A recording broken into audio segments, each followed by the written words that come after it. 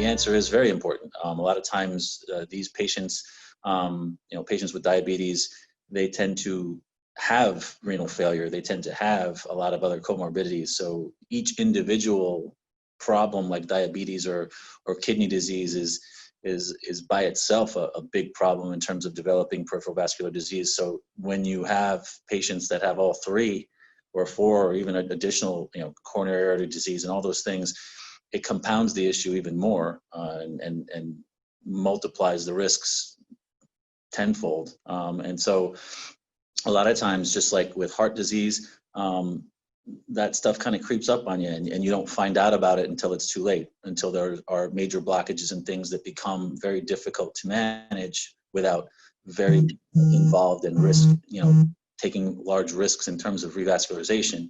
The best thing to do is to do screening on these patients so that we can stay on top and be proactive instead of reactive.